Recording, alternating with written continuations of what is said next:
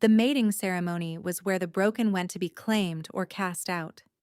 And as Seren sat alone on the stone bench at the edge of the great hall, she understood which fate awaited her. No wolf had approached her. No wolf would. The mark on her wrist, hidden beneath her sleeve, had already sealed her future before she'd even arrived. They called her the Hollow One, the woman who drained life from those she touched. It wasn't true, but truth had never mattered to her pack. So she sat with her hands folded, her head bowed, waiting for the ceremony to end and her exile to begin. Then the giant Alpha King rose from his throne. Kael of Valdros, 7 feet of muscle and menace, with shoulders broad enough to block out the sun and eyes the color of storm clouds, descended from the dais. The crowd parted like water before him. He walked past noble daughters draped in silk, past warriors' sisters with proud chins and eager eyes, past every woman who had spent months preparing for this moment. And he stopped directly in front of Seren. The hall went silent. His shadow swallowed her completely. Then he spoke, his voice low and rough as crushed gravel. "Stand up, act like you're mine." She didn't understand why.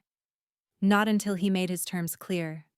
He would claim her publicly, protect her, and give her everything she needed. But she would never truly be his, and he would never love her. Neither of them understood how dangerous that promise would become. The Great Hall of Valdros had been transformed for the ceremony. Thousands of candles flickered in iron chandeliers, casting golden light across the vaulted ceiling. Tapestries depicting ancient wolf lineages hung from the walls, their threads gleaming with silver and crimson. The air smelled of pine smoke and anticipation. On the raised platform at the center, unmated women sat arranged in rows according to rank. Daughters of lords in the front, dressed in gowns that cost more than villages. Behind them, the lesser nobility, the merchant daughters, the warrior's kin. And at the very back, on the cold stone benches reserved for those with no status, sat the unwanted. Seren Vale was among them. She kept her eyes fixed on the floor, her hands hidden in her lap. The sleeves of her worn gray dress covered her wrists completely. No one could see the mark beneath. The black spiral branded into her skin, the symbol of a curse she didn't choose. Around her, the other unwanted women whispered nervously. They still had hope. Seren had no such illusions. "Look at her," someone murmured nearby. "The Hollow One. I heard she killed her own betrothed." "Drained the life right out of him," another added. "Found him cold in his bed." Seren's jaw tightened, but she didn't respond. She'd learned that defending herself only made things worse. In a few hours, the ceremony would end. No one would claim her, and she would be cast into the wilderness, exiled forever. Perhaps that was mercy. At least in exile, she wouldn't have to see her father's satisfied smile every day. The crowd's murmur suddenly shifted. A ripple of tension moved through the hall like wind through grass. Seren lifted her head just enough to see what had caused it. The Alpha King was rising from his throne. She'd heard stories about Kael of Valdros. They said he stood nearly 7 feet tall, that he'd killed a rival Alpha with his bare hands at 16, that he'd united the fractured northern territories through diplomacy and devastating violence. They said he was beautiful in the way a thunderstorm was beautiful, terrible, and indifferent to the destruction it caused. The stories hadn't prepared her for the reality. He was enormous. His shoulders spanned wider than any man she'd ever seen, and black leather armor strained across a chest that could have belonged to a war god. His hair was dark, falling in waves past his jaw. His face was all hard angles, sharp cheekbones, a strong nose, a mouth set in a grim line. But it was his eyes that made her stomach drop. Gray, pale gray like winter frost, and completely empty.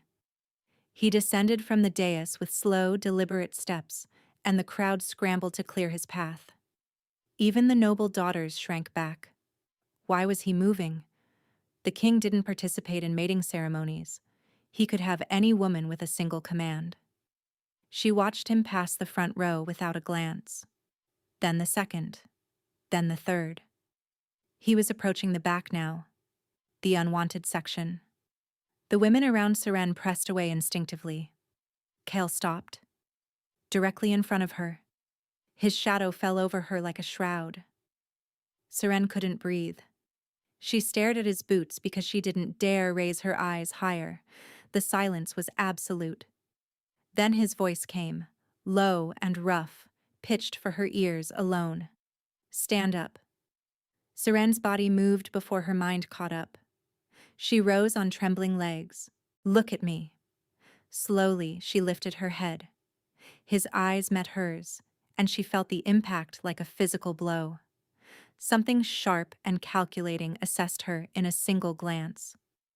Your name, he said. Seren. Seren Vielle. Something shifted in his expression. Then he spoke loud enough for the entire hall. I claim this woman as mine. Chaos erupted. But before the shouts could drown his voice, he leaned closer, his breath cold against her ear. Act like you're mine. Smile. Take my hand. And don't ask questions until we're alone. Seren's pulse spiked. Why would the most powerful alpha in the realm choose the most cursed woman in attendance? But his hand was extended, massive and steady, waiting. And behind her, she could feel her father's gaze burning into her back. Seren took the king's hand. The carriage moved through the night in silence. Seren sat rigid on the velvet seat. Across from her, the Alpha King occupied the opposite bench, his massive frame making the spacious carriage feel cramped. He hadn't spoken since they'd left the ceremony hall. Neither had she. Through the window, she watched the landscape change, familiar forests giving way to rockier terrain, trees growing taller and darker. The kingdom of Valdros lay to the north, where winter never fully released its grip. You have questions. His voice made her flinch. Seren turned to find him watching her, pale gray eyes reflecting the moonlight. I have many questions, Your Majesty, she said carefully. Then ask them. Why me?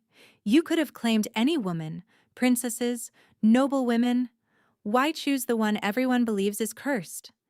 Kale's jaw tightened almost imperceptibly. Because I need a mate no one will question. A mate no one will believe I actually want. The words landed like stones in still water.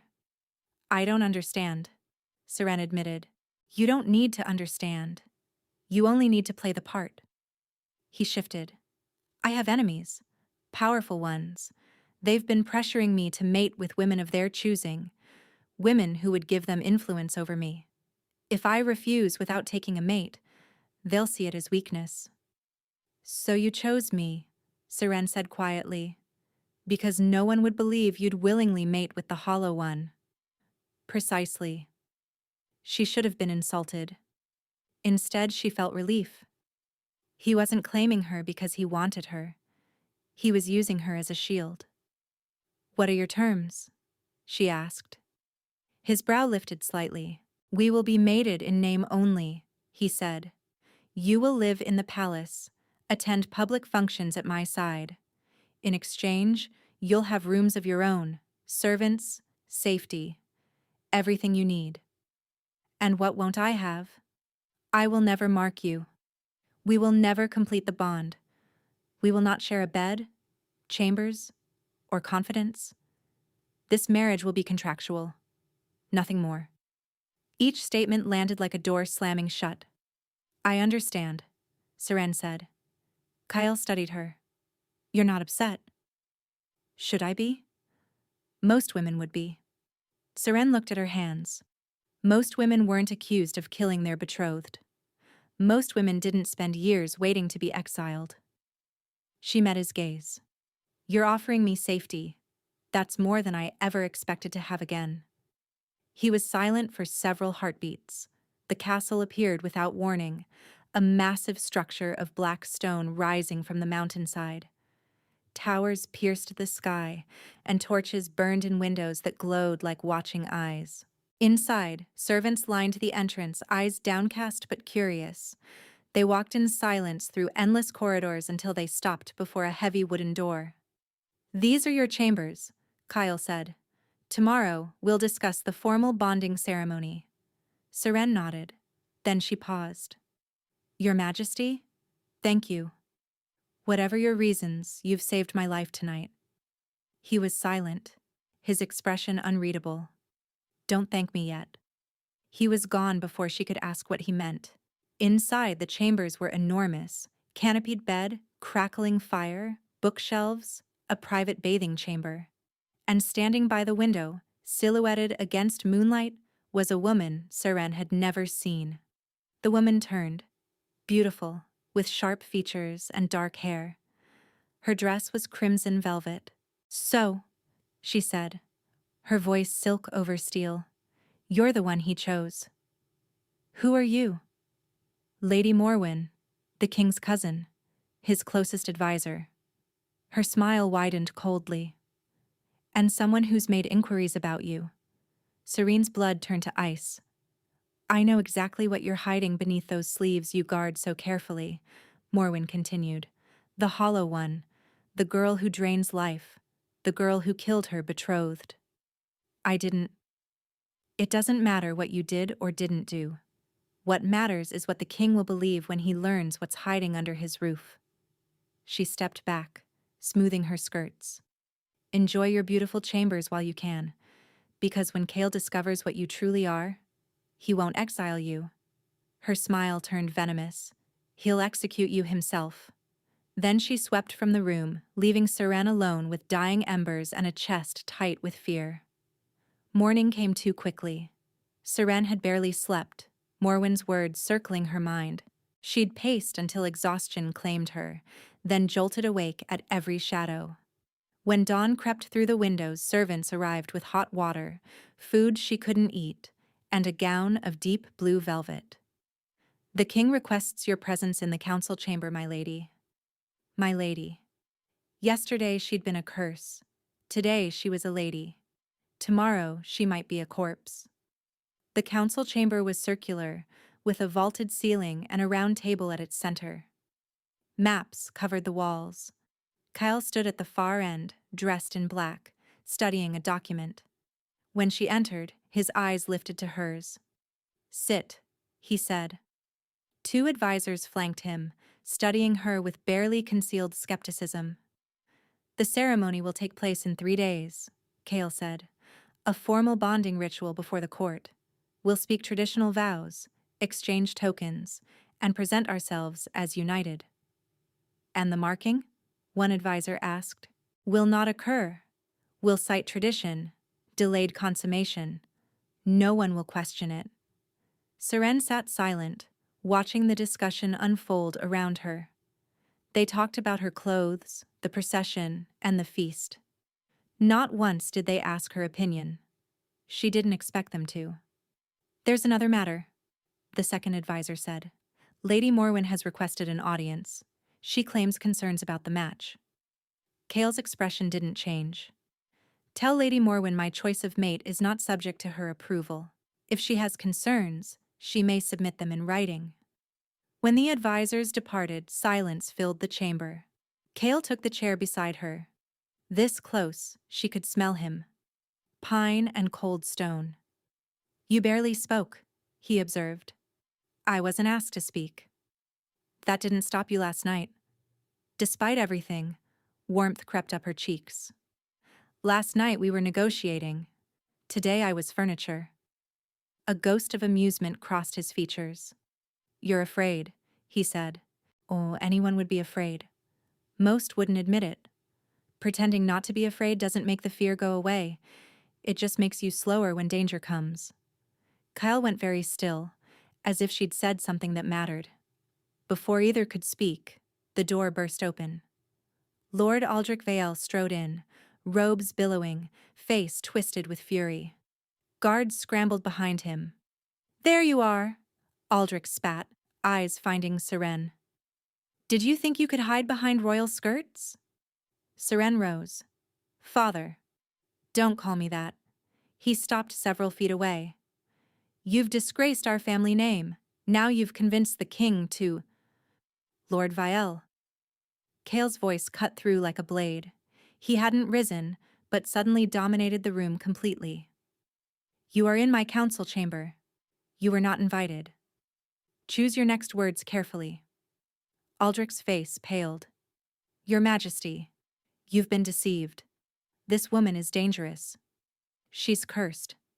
She killed her betrothed. Yes, I'm aware of the accusation. Seren's breath stopped. Cale knew? Then you know what she is. Aldrich pressed. A hollow one. I'm trying to protect you. By bursting into my chamber and screaming at your daughter? Cale rose slowly, and Seren understood why they called him the Giant Alpha King. I've heard the stories, Lord Vielle. Stories that originated from you. Stories never proven. The boy died. People die. That doesn't make your daughter a murderer. Aldrich sputtered.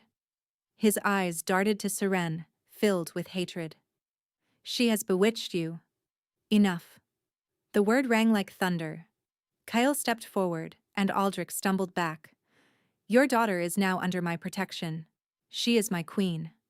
An insult to her is an insult to me. His voice dropped. Guards, escort Lord Vale to the gates. As they dragged Aldrich toward the door, his eyes found Seren. This isn't over, he said quietly. When he learns what you really are, he'll be the one to put the blade to your throat. The door slammed. Seren stood frozen, trembling, blinking back the burning in her eyes. You didn't kill that man, Cale said. It wasn't a question. No, she whispered. Then let your father choke on his accusations. His words have no power here. She wanted desperately to believe him. Thank you, she said, for defending me. Cale looked almost uncomfortable. You're my mate, even if only in name. That means something. He paused at the threshold. My cousin, Morwen. She visited your chambers last night. Seren stiffened. She did. What did she say? She welcomed me. In her own way. Cale was silent. Then. Morwen doesn't welcome anyone, she calculates. Whatever she threatened, don't trust her. Don't trust anyone in this castle. He met her eyes. Except, perhaps, me. Then he was gone. Seren sank into the nearest chair. Her father wanted her dead. Morwen wanted her exposed. And the king, her only protection, had just told her to trust no one, except him. 3 days until the ceremony. 3 days to survive. The ceremony day arrived wrapped in frost and silence. Seren stood before the mirror, barely recognizing the woman who stared back. The servants had spent hours preparing her, bathing her in rose-scented water, brushing her hair until it gleamed, painting her lips crimson. The gown was a masterpiece, white silk layered over silver, with crimson threads woven through the bodice. It was the gown of a queen. She checked her sleeves for the 100th time. It's time, a guard's voice called. Seren drew a breath that felt like swallowing glass. The great hall had been transformed, an aisle carpeted in white fur, lined with flickering candles. Hundreds of wolves filled the space, straining to see the mysterious woman their king had chosen. At the far end, before an ancient stone altar, waited Kael. He wore ceremonial black, leather and velvet and silver clasps. He looked like a war god dressed for his own funeral. Their eyes met. Seren began to walk. The whispers started immediately. She's beautiful. I didn't expect that. But look how pale, like something already dead. The Hollow One. Why would His Majesty choose such a creature? Halfway down, she saw Morwen among the nobles, dressed in blood red, watching with a smile that promised destruction. Seren's foot caught on her gown. She stumbled. A gasp rippled through the crowd, her arms pinwheeled. A hand caught her elbow. Cale. He'd moved so fast she hadn't seen him cross the distance. Now he stood beside her, grip firm but gentle. "Breathe," he murmured. "I have you." Something in his voice, almost tender, made her chest tighten. She straightened and he offered his arm. They walked the remaining distance together. Did you see how quickly he moved? He caught her before she fell. Perhaps this match isn't as strange as we thought. The officiant raised his hands. We gather to witness a sacred bond, the joining of two wolves into one pack, one fate. Seren spoke the vows mechanically, voice steady despite the terror beneath. "I claim you as my mate, my king, my alpha. My blood is your blood." When Kale spoke his vows, his voice was low and rough. "I claim you as my mate, my queen, my equal. Your enemies are my enemies."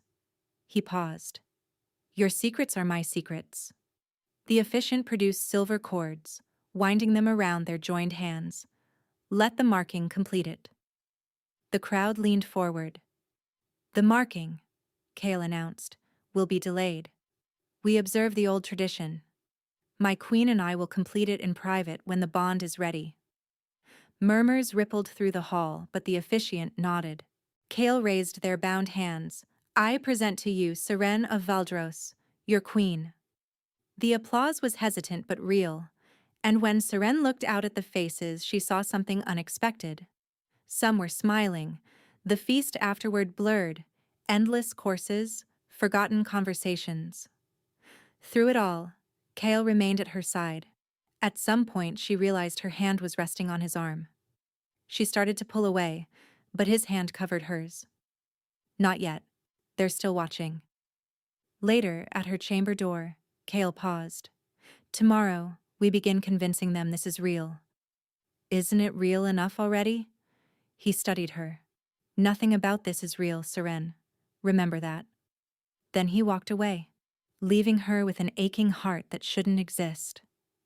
The days settled into a strange rhythm. Each morning, Seren woke in luxurious chambers. Each afternoon, she appeared at Kale's side for public functions. Each evening, he escorted her to her door and disappeared. They were strangers playing at intimacy, but something was shifting. It started small, a hand on her back during difficult conversations, his body angling toward hers when others approached aggressively, the way his eyes found hers across crowded rooms. He noticed when she didn't eat, noticed when her smiles grew strained. "You're uncomfortable around Lord Thesson," he observed one evening. Seren blinked. "How did you know?" "You hold your breath when he approaches. Your shoulders rise, your fingers curl inward." "What did he do?" "Nothing. He just looks at me like he's waiting for me to prove the rumors true." Kale's expression darkened. "He won't be invited to future functions." "You can't ban everyone who looks at me strangely." "Then I'll have no court."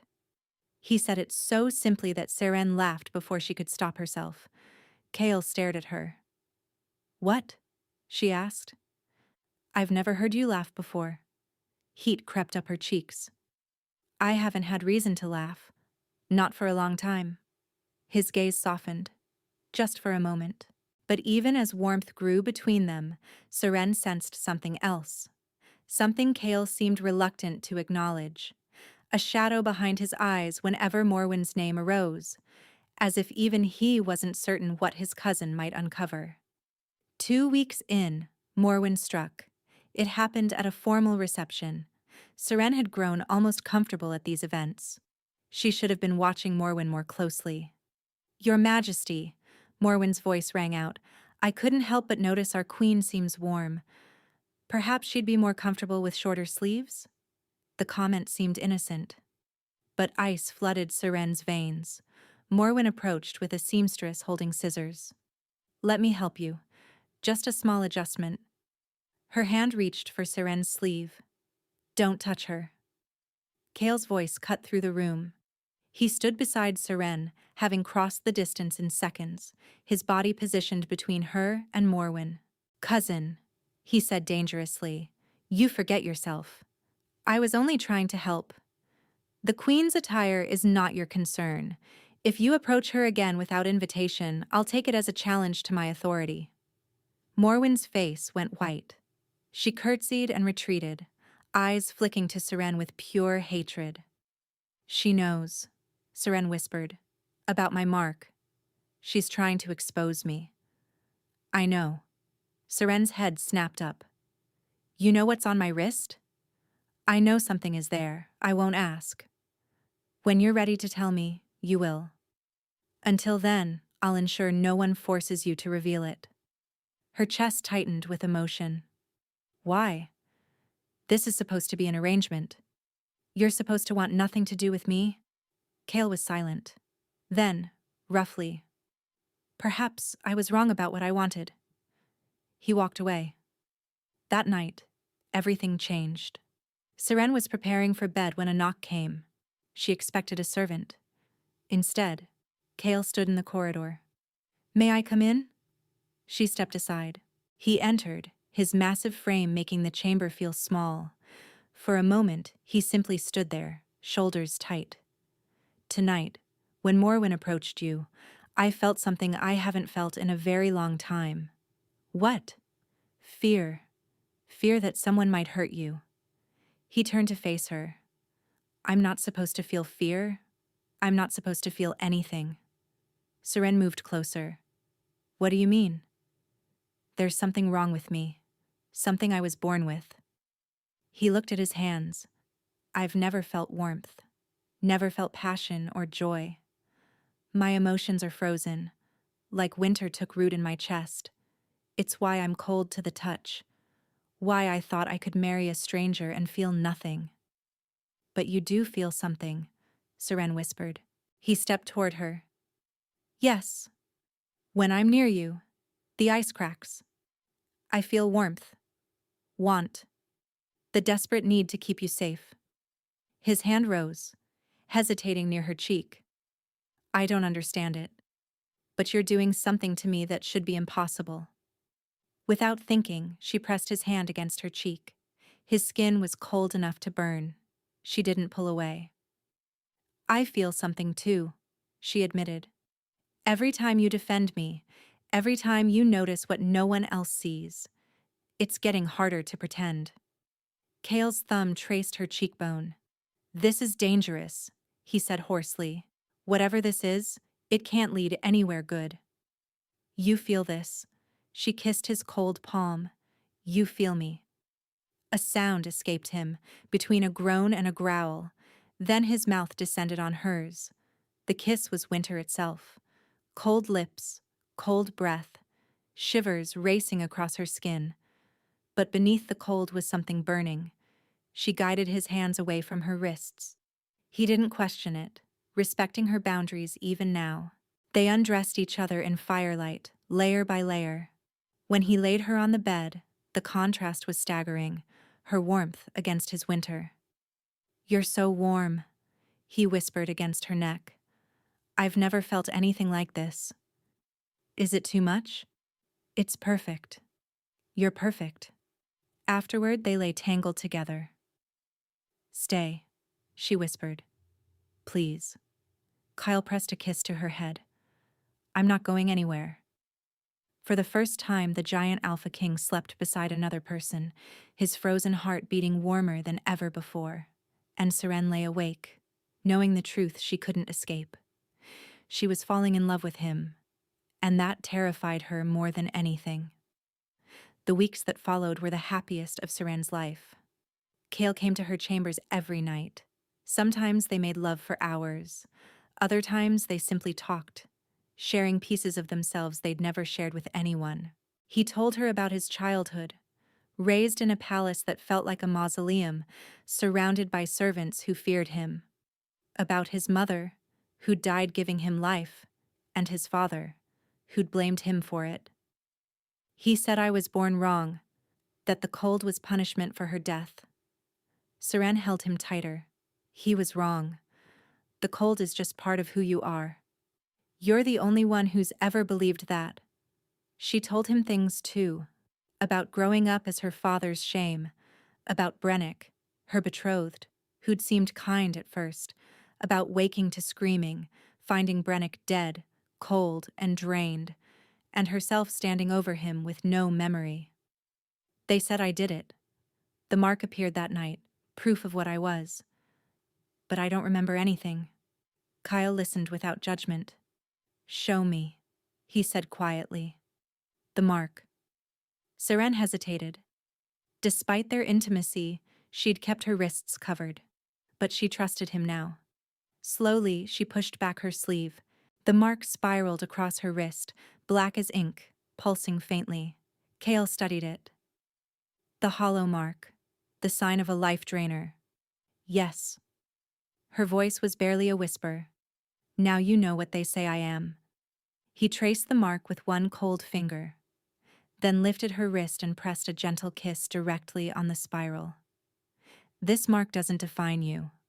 Whatever happened that night, this doesn't make you a monster. It makes you a survivor.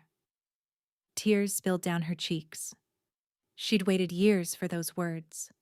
I love you, she breathed. The words escaped before she could stop them. Kale went utterly still. Terror flooded through her. She'd gone too far. Say it again. His voice was strange, almost desperate. I love you, Seren repeated. Something cracked in his expression. The ice in his eyes shattered. I love you too, Seren. You've melted something I thought was frozen forever. He pulled her close, trembling. I love you so much it terrifies me.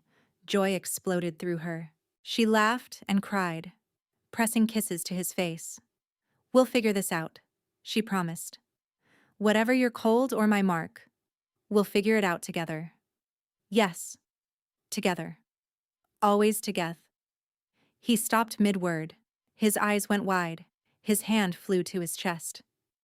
Kyle? Seren grabbed his shoulders. What's wrong? He couldn't answer. His face had gone white as death. Frost spread visibly across his skin, cheekbones, jaw, throat. No, he gasped. Not now. His body convulsed. He doubled over, crying out in agony. Kale! Seren screamed. She tried to hold him, but the cold radiating from him was unbearable, burning her skin. He collapsed, hitting the bed, then rolling to the floor. Frost coated his chest, his arms, turning skin to ice. Help! She scrambled for the door. Someone help! The king is dying! She fell beside him, grabbing his hand despite the searing cold. His eyes found hers, filled with agony and despair. I'm sorry, he whispered, voice cracking. Should have told you. Told me what? What? His eyes fluttered closed. Frost sealed over his face. His chest stopped moving. No. No, no, no. Kale. But he didn't respond. The giant Alpha King lay frozen on the floor, and Seren screamed until her voice broke. 3 days passed in nightmare. Kale lay in his chambers, encased in frost that thickened each hour. Healers came and went, shaking their heads. The court whispered that the Hollow One had revealed her true nature. Seren refused to leave his side. She sat beside his frozen form, holding his ice-cold hand despite the pain. On the 3rd day, his eyes opened. Kale! She grabbed his shoulders. You're awake. Listen. His voice was barely a whisper. I don't have much time. The healers can't fix this. It's a curse, an ancient one. Dread pooled in her stomach. What kind of curse? Generations ago, my ancestor bargained with a winter spirit. Power in exchange for sacrifice. He gasped for breath. The price was higher than anyone knew. What price? The kings of Valdros cannot love. If we give our hearts completely, the winter takes us. Our hearts freeze. We die. The words hit like a blow. No, she breathed. I knew the curse existed. I'd never felt anything, so I thought I was immune. I chose you because I thought I could never love someone I didn't truly know. A bitter laugh escaped him. I was wrong. You did love me. And now I'm killing you. No. You gave me life. For the first time, I felt alive. His hand twitched in hers. I don't regret it. What if you stopped loving me? Would the curse reverse? He looked at her with such tenderness. I could never stop. What if I gave you a reason to? Her hands went to her sleeve. What if you saw what I really am? Seren, you've been protecting me, loving me, but you've never seen proof. She exposed the spiral. Look, the hollow mark. Maybe I did kill Brennick. Maybe I am poison. Seren, stop. His grip was suddenly stronger. Do you think a mark changes anything? I fell in love with your soul, your courage, the way you held my hand even when it burned you. His thumb stroked the spiral. How could I not love you more? Her vision blurred. You're supposed to hate me. I could never hate you. The frost crept faster across his chest. It's spreading, he whispered. The curse knows I love you even more now. Stay with me. Stay with me. His eyes closed. Find the spirit, he breathed. The winter spirit that cursed my line. Find it. Break the... His voice trailed off. His chest stopped moving. Kale! He didn't respond. She didn't know how long she sat there before the door opened. Your Majesty. The elderly steward, Kalum. There's a woman here. She says she knows about the curse. Hope and fury warred in her chest. Bring her. The woman was ancient, white-haired, with pale blue eyes that saw beyond the physical world. You're the queen who melted his heart, she said. Can you break the curse? The witch circled Kale's frozen form. It's old and deep. Breaking it requires power beyond anything I possess. Then why are you here? Because you have that power. Seren stared. What? Show me your mark. She pushed back her sleeve. The witch studied it, then began to laugh. You foolish, magnificent child. Do you know what you carry? This isn't a hollow mark, it's a kindling mark, the sign of a life-giver. Seren felt the ground shift beneath her feet. What? Kindling wolves generate life. They carry so much vital energy it radiates from their skin. But Brennick died. Was he? Or was that what you were told? Memory crashed over her, waking disoriented, being dragged to his chamber, seeing his frozen body, the accusations, the brand.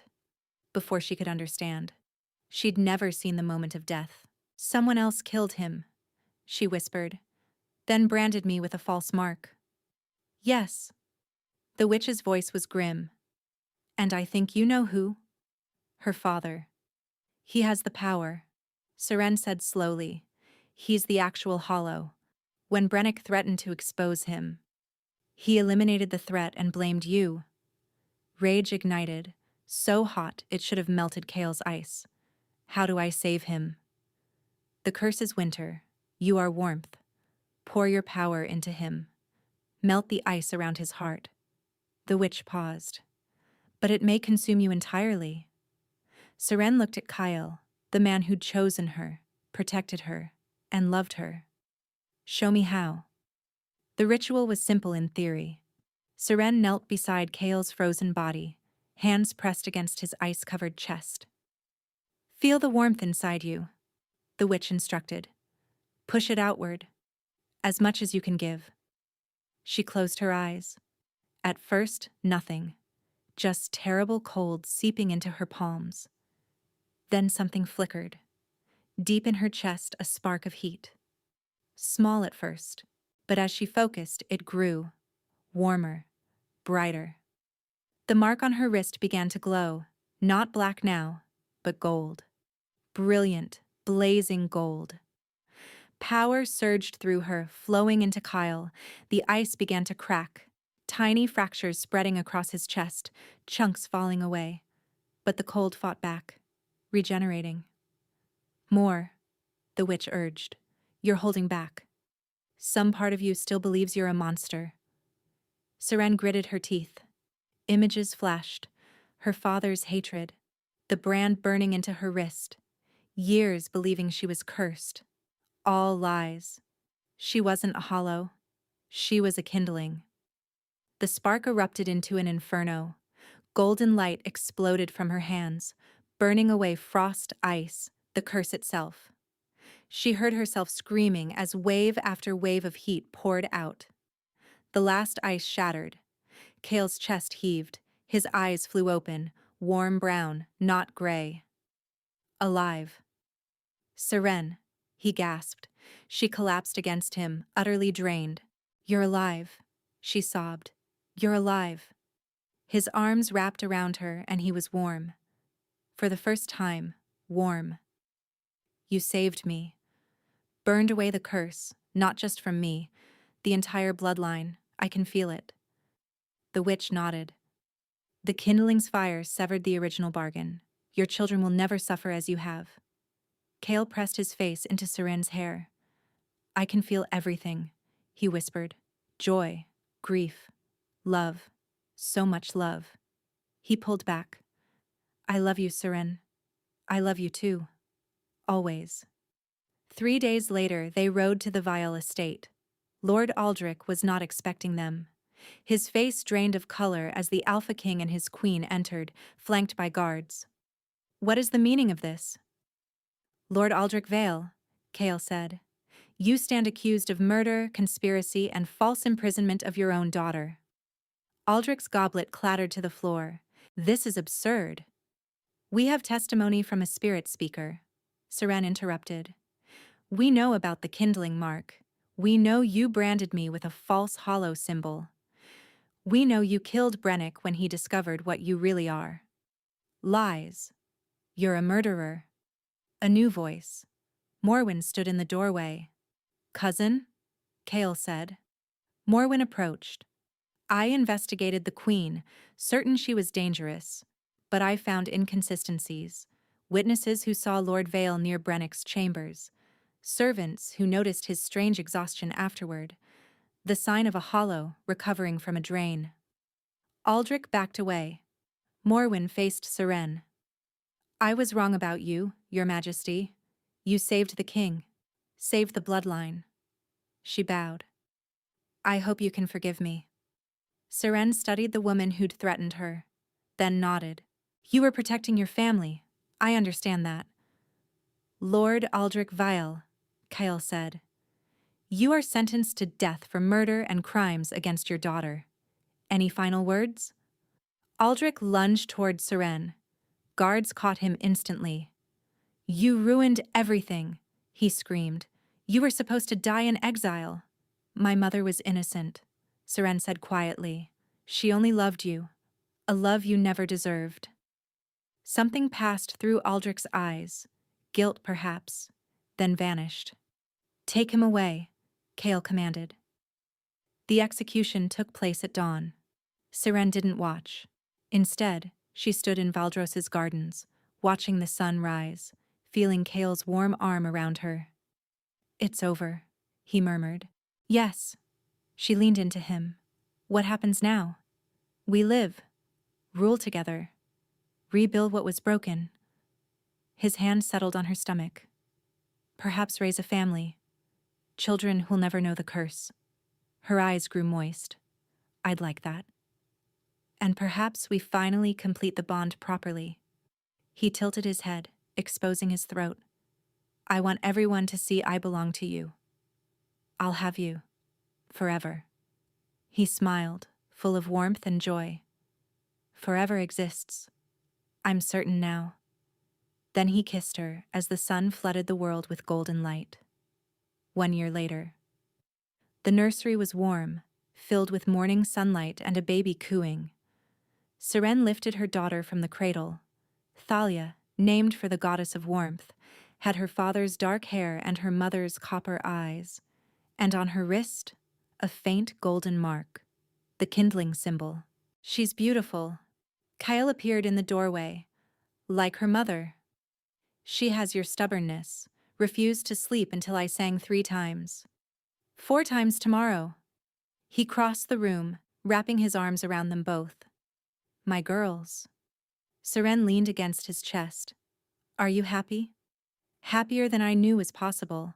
I spent my life frozen, Then you walked into that ceremony hall, alone and brave, and everything changed. We saved each other. Yes. He kissed her neck, right over his mark. We saved each other. Outside, the gardens bloomed with impossible flowers, nurtured by a queen whose touch brought life. The kingdom prospered. The curse was memory. And across the realm, people told stories of the hollow one who wasn't hollow, the queen who'd melted the frozen king's heart and freed an entire bloodline from winter. Seren smiled, holding her daughter, her husband's arms around them both. She'd spent so long believing she was cursed. Now she understood the truth. She'd never been cursed. She'd always been the cure.